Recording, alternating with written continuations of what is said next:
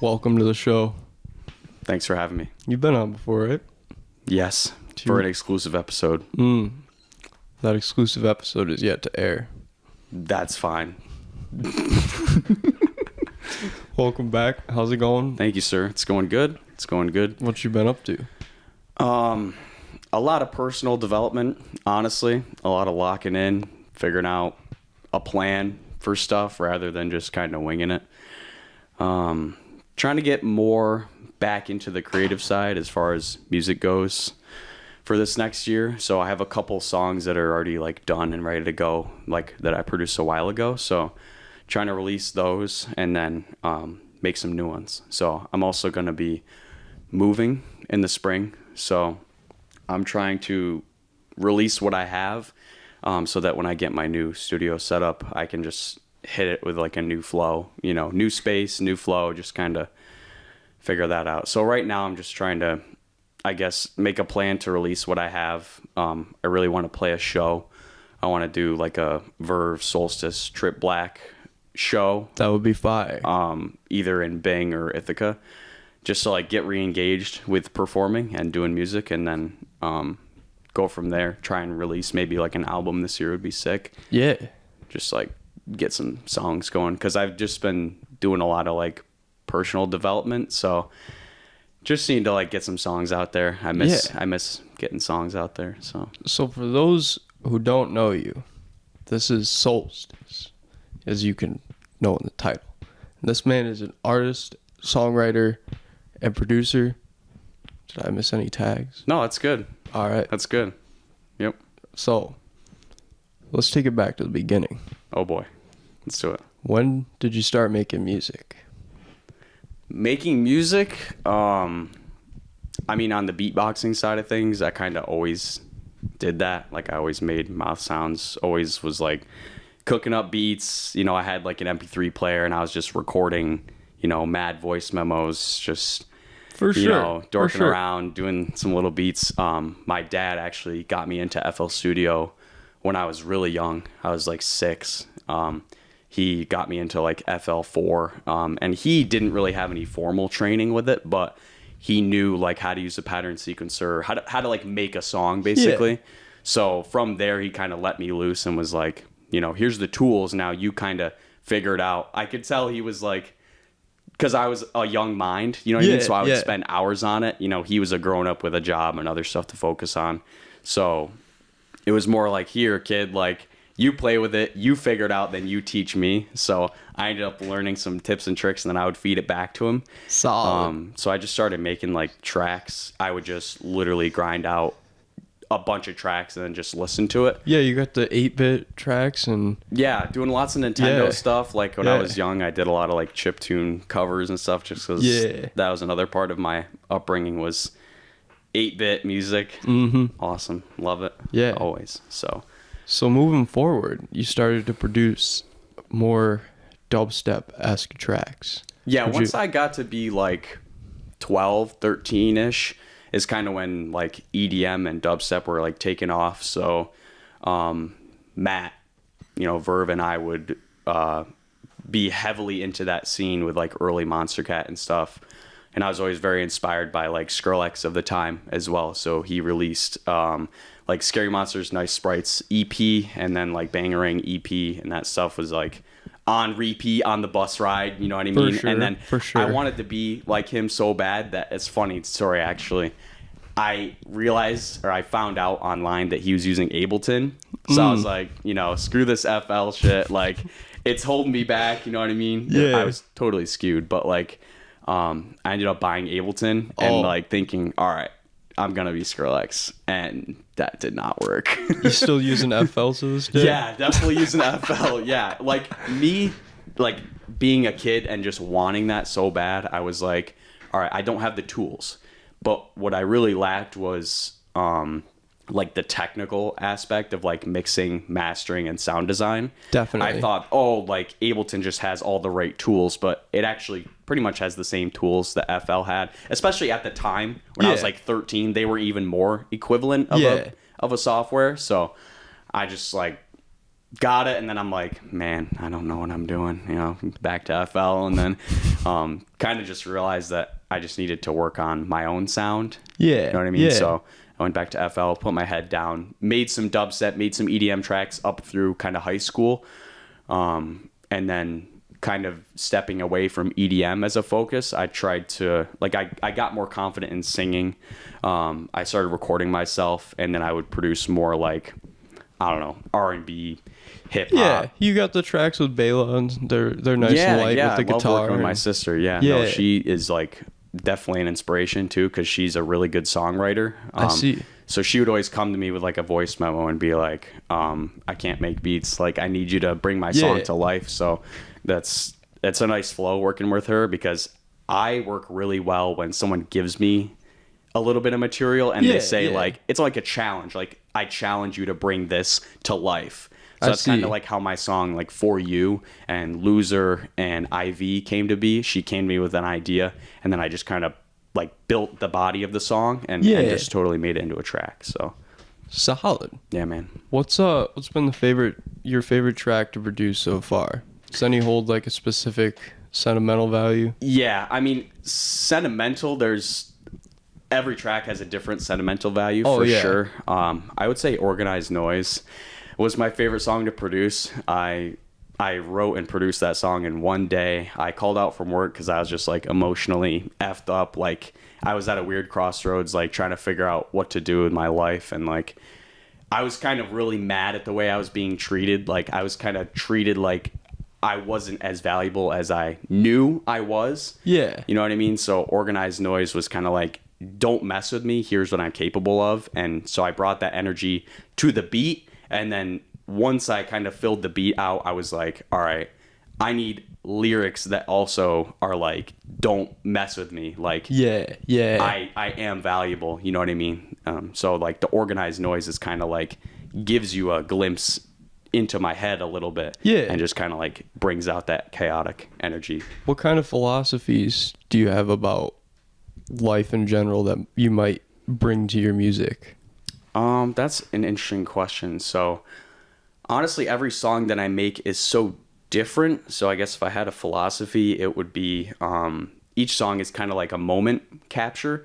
That's why I like to do kind of like a one session or very few session production, because I like to, when I have an idea and I have like just that like crazy spark of energy to make a song, I like to lay it all out so that I can capture as much of the moment that I'm feeling into the song, so that the song is almost very pure, because it's like, all right, this moment is this song. Because when I go back to it, it's like, all right, you're mixing kind of two moments and two instances of emotion together. You know what I mean? Yeah, so I like to really hit it with one moment. If you start working on a project in one mindset and then you take a break and you've had like some major life shifts, you might not be in that same state that you started the song in, so it's not going to come out the way you intended. Yeah. Which probably leads to a lot of built up projects. Yeah, no, exactly. That's why I'm like, if I'm trying to like I said, capture the moment and like get that into a song, I really try and like lay it out in one session and just like tuck in, go ham. Like literally I'll export it and listen to it like a million times right there, because I'm doing the mix testing and I'm just doing all that in one session, and then literally hop right back into the project and do it right there. You know what I mean? I can relate with Blender work, because oftentimes I'll start a project and then inspiration is faded by day 2 or 3, and I'm like, what am I working on? I don't really want to pursue this anymore. It's not really going that direction. And then the days that I sit down for like 8 hours and I'm working on the same thing, and then like I press render and I notice one little thing that needs to be fixed, so I fix that, fix it again, didn't see this over here, go through it again, and then just re-render it. The ring animation I made was that was one day. I pressed render before I left for work. I was like doing final adjustments trying to get that shit done. Yeah, that's like exactly the like kind of what I'm talking about here. Is like, it's that like same trajectory. You're like, I'm riding this wave. I want it so bad. Like I want that end project, and I'm like so motivated by like listening to a more produced version. So like the song Ability that I did with Matt, like I made the beat and I knew what I wanted, So I like had the lyrics down, like a rough idea. And I would sing the song over the beat, like on my way to work. Eventually I wanted to hear the song so bad that like that night I came home and just did a rough version of the lyrics just because I wanted to listen to it. Yeah. You know, I just wanted to hear the song complete so bad so I could just hear it.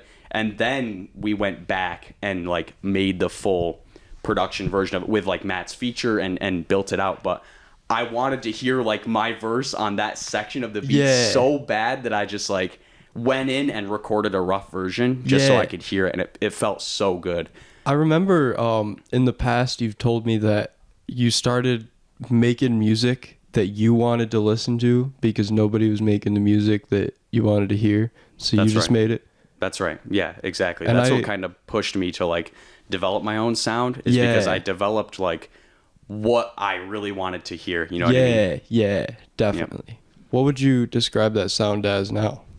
I mean, it's definitely influenced by electronic music. I mean, everything has kind of like a chiptune element in it. Yeah. Kind of like an electronic vibe. I would say very like, kind of like heavy percussion. I always like a thumping kick and like a heavy defined snare. So I've gotten this criticism too, like, and my girlfriend will say this too, like the beat is too loud. And I'm like, like, I'm a producer. Like, the vocals are cool, but the vocals to me are just an instrument. Whereas most people are listening to the vocals primarily, and then the beat is kind of the supporter. For me, it's like, I really get the satisfaction out of the beat, and then the vocals is just like, it's like someone playing the piano over top. So is that why in organized noise, it's kind of harder to make out what you're saying? You kind of used it as like an instrument that made up the song rather than making a beat and then laying some words on top of it. Yeah. I can definitely see where lyrics might take away from the overall like feeling or value that a song brings. Right. Because when you spend so much time making a beautiful beat, you just don't want to suppress it with some mid lyrics that you just kind of cooked up on the spot. That's exactly right. Yeah, exactly. So there's even more pressure when you make like an insane beat, like Organized Noise. Yeah. I made that beat, and I was like, I realized halfway through that the beat was like gonna be so fire. So I was like, oh crap, like I need to start writing some fire lyrics. Otherwise they're gonna be so detached from each other that it's gonna sound like that, where you have kind of some like mid lyrics over it. So, you know, I started writing them at the same time as I produced the beat. And then when I made that hook, you know what I mean? Like the hook of the song. And when it came together, like that moment of me hearing those two things together, it was crazy. It was like ultimate satisfaction. Solid. Yeah, that song definitely brought me a lot of like satisfaction. A personal favorite of mine, you might criticize me on this, but my favorite song of yours is Meat Stick. Meat Stick is a good one. Do you want to talk about the production of Meat Stick? Of Meat Stick, sure. So that's when like rhythm dubstep was starting to become more popular. So kind of like, it's tricky to describe. I mean, for people that don't listen to rhythm, I mean, and we're talking old rhythm, so it was kind of just like, dubstep is more like chink, chink, chink, and rhythm's like do do do do do do do do do do do. Yeah, kind of. So like Sudden Death Behemoth, which basically you just did. Like that song came out around that time, and so I kind of like modeled it after. Like I was listening to that song so much that I was just like, all right, I'm gonna try and make like a song with some kind of like grainy basses and stuff. And actually, that clip, so the Meat Stick clip was like, it was from like a Snapchat video I took of Matt. It was the night after we met. We met that night, and then you went to the Dandy with Matt and bought a bunch of snacks, and then because we're off the sauce and drove up to Trumansburg and got on the school. Trumansburg? We didn't get on the Trumansburg school. What school was it? You got on top of some building like at 2 a.m. that night, and it was snowing. You guys were just like, it was snowing. You guys drove like an hour away. Oh, I do remember that. Oh, it's coming back now. Yep, we were in the TDI, and we got Matt sitting over here so he can verify. We were in the Jetta. 300,000 miles. I can't believe we actually drove that thing. We drove really far. Did we? I don't think we got on top of any building that night. You definitely showed me a video of you and Matt on top of a school. And you were like, yeah, we drove all the way up there and just got on top of the school. And I had school the next day, so I just went home and went to bed. And Caleb rode his bike back to Spencer. And that checks out. Yeah. We drove around. We did a lot of driving that night. Like, we went all over the place. It was snowing. Yeah, we got, like we were slipping and sliding. Like, I remember that. We might have gotten on top of the Candor School, honestly, that night, because that... Yeah, no, we're getting into it pretty far here as far as what we were doing at that time. Yeah. But yeah, I think if anything, we would have gotten on the Candor School. I wouldn't have gone to like another. But anyway, that clip came from that night. Yeah, dude, it's a fucking meat stick. Yeah, Because Matt got the meat stick from the Dandy. Yep, I remember that. I wish I still had the actual clip from that too. I bet you do. Funny. I bet it's stored in Google Drive somewhere, and we just don't know about it. Because I remember Matt was like, Harry Potter, Harry Potter. Yeah, I remember that. And then, dude, it's a fucking meat stick. Yeah, no, I always used to put, that's another topic too. I always used to put clips of Matt saying like the most random stuff in my songs.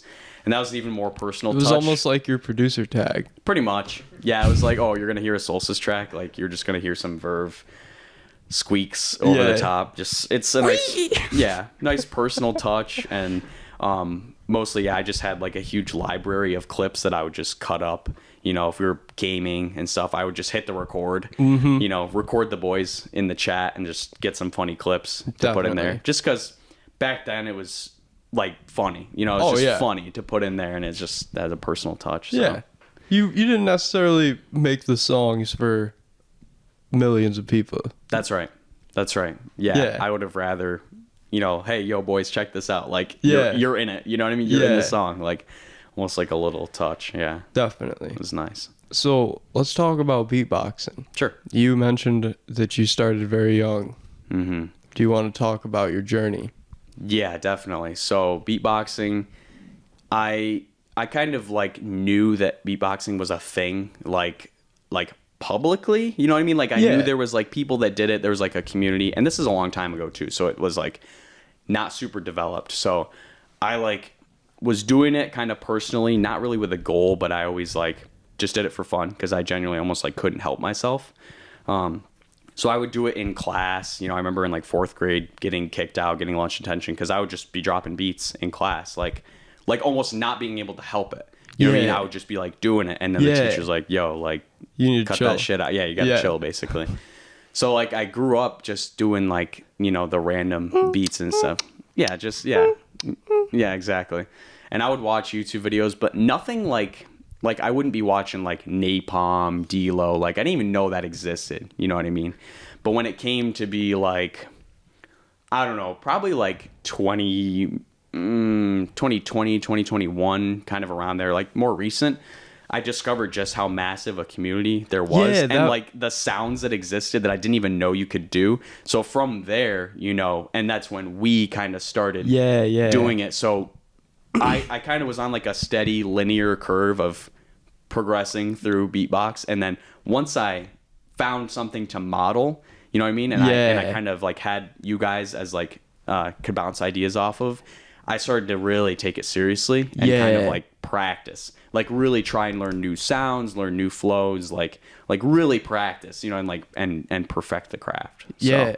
So, the first event we went to was the Pittsburgh workshop. That was life-changing. It was the best introduction to beatboxing I think anyone could have. We stayed the night at Napalm's house, dude. That was awesome. With Villain and Vocoda. That was, honestly, like you saying it, I'm like, did that actually happen? No, it really did. It did. Like, we really drove 6.5 hours to Pittsburgh, and we were going to drive back, and then the boys were like, nah. You ain't doing that. Come chill. Like, so that... Like, obviously, shout out to Napalm, Villain, Vocoda, like, for putting that workshop on, but also showing us the hospitality of beatbox. Like, that was even more, like, of an enrichment in terms of the community, because we were like, oh, this is what it's about. Like, it's more chill than you can even think it is. Yeah. You know what I mean? Because it, like, you can go on YouTube and see all these guys performing on stage, but, like, you have no idea what's actually going on, like, in the back end. It's just a bunch of friends, honestly, like sharing the love for a specific type of music, you know, that just happens to come from like a human. You know what I mean? So it's really like, it has the most personal touch that it could ever have. You know what I mean? So pretty awesome stuff. I started the podcast. Well, I didn't start the podcast because of it, but the podcast turned into more of an interview style show that people could talk about who they are and like what they're doing rather than like some crazy shit. But that's a different story. But I think with the podcast or any podcast in general, it's great to get to know the artist because like you said, you can see them performing on stage, but you really don't know who they are as people. So when you get a chance to sit down and hear them talk for like 45 minutes or an hour, it really lets you in on who they are, and like it provides a stronger connection to that like individual, I guess. Definitely. Yeah. Yeah, you start to really crack them open and see. So like what I really like about that, and you've done a good job of inviting people on and just kind of taking that like almost like pressure off of them where they can just start to talk about their inspirations. Yeah. But it's cool to like have those professional people on that are like inspired by the same people that we are. Yeah. You know what I mean? Yeah. So when you hear them say like, "Oh, I was first inspired by Napalm doing this one sound," you're like, "Dude, me too." Yeah. Like literally, like, you know what I mean? You have the same inspiration, you have the same fascination with these other beatboxers, and you know, and it's always funny to see like beatboxers that are really good at a specific thing, like Vocoder, you know, really good at inward bass, vibration bass, just bass god in general.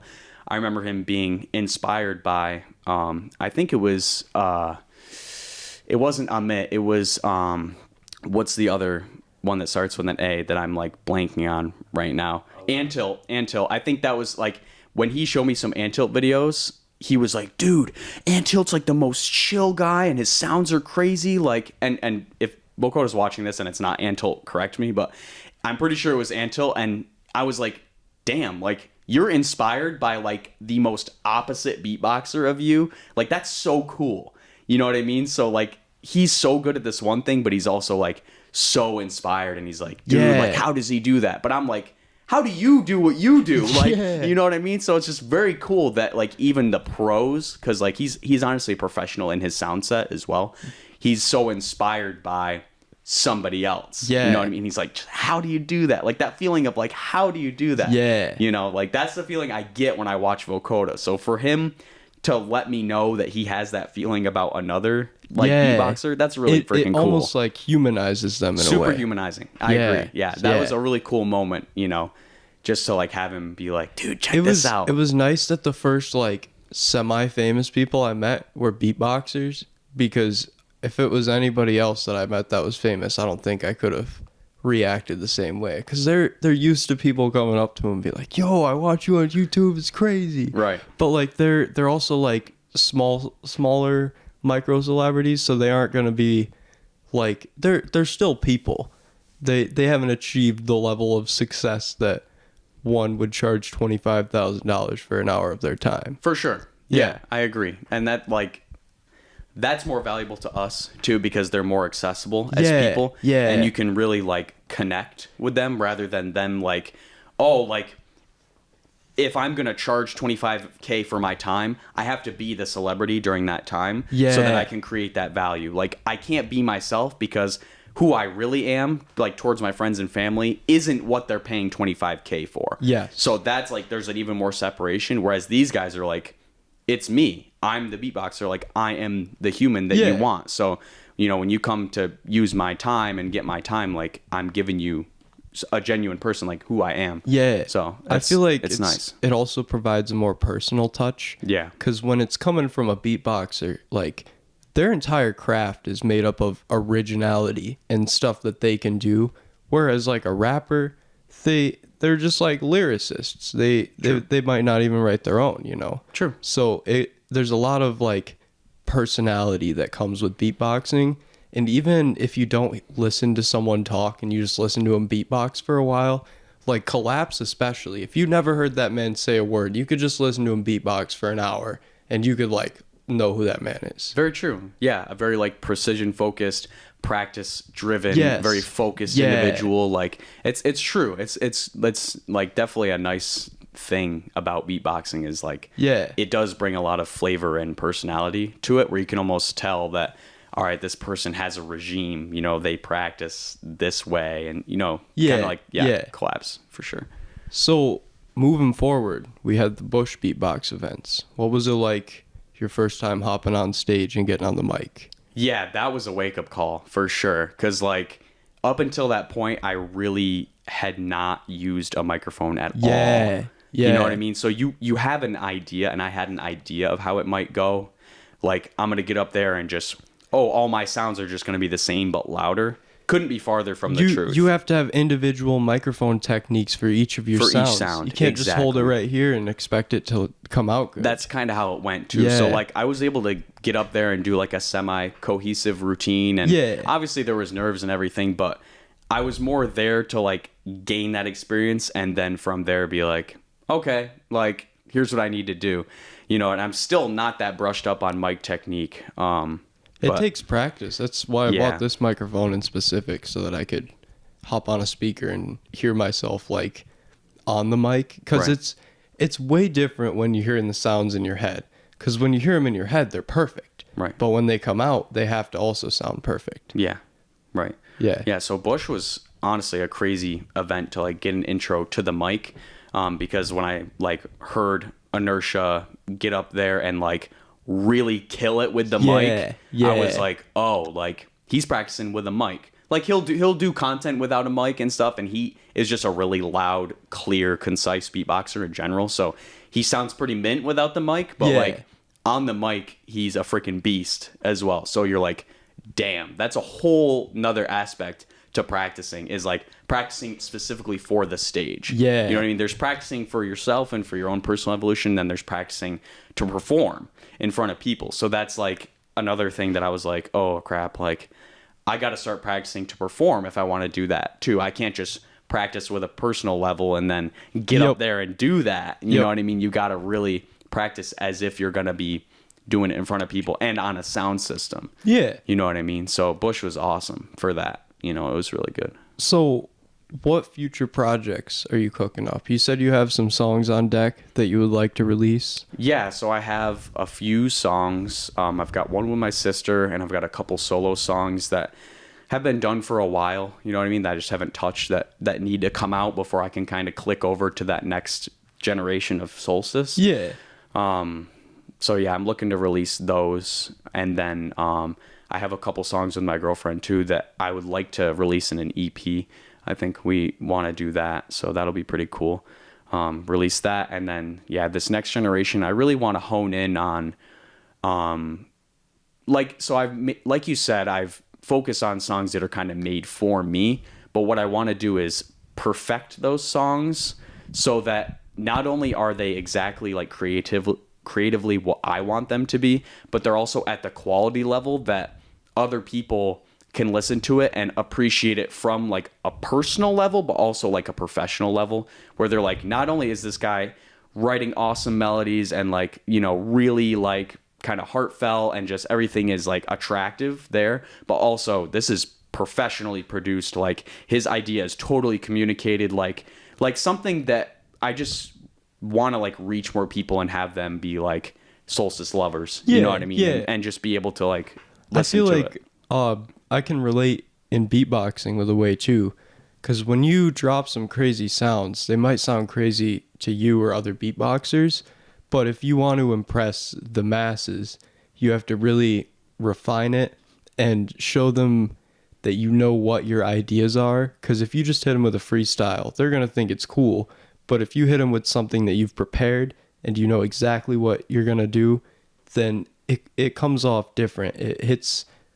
It feels more meaningful. Like they know you've put time into this specific thing, and they might appreciate it more. Yeah, and that's exactly what I was trying to communicate there. Yeah, definitely. Yeah. So like when you say like the masses, so people who aren't like say aren't beatboxers or aren't music producers listen to it, they can be like, damn, I see how a producer could like this, but also from a professional standpoint, you sound like the quality of, Post Malone, Kid Laroi. Like you sound like people who have millions of listeners, you know what I mean? Because then you just slide into their feed, like you slide into their like songs and they're like, you know, this matches the level of quality that I'm listening to, but I also like your personal touch. Like, I like your uniqueness as an artist. So I'm trying to mix, the personal and professional so that the masses can kind of bring me into their listening regime and be like, dang, I'm really looking forward to getting that Solstice quality each time, you know, with a personal touch, but also like his mixes are always on point. You know, the beats sound good, the vocals are produced really well. So definitely want to get that production. Has talked about, he said that if you believe that you already are where that you want to be, like if you just embody that you are already living where you want to be, then it's going to come to you naturally.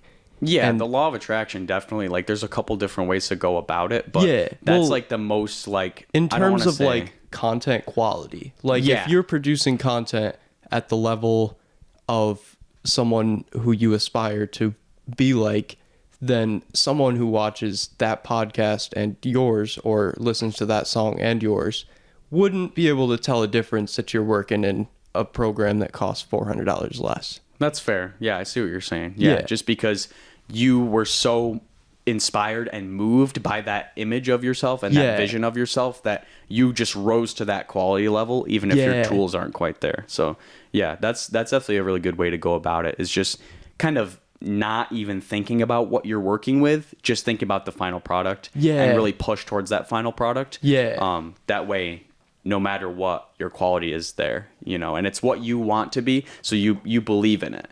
You know what I mean? You have no problem marketing it and really standing by it because it's exactly what you wanted.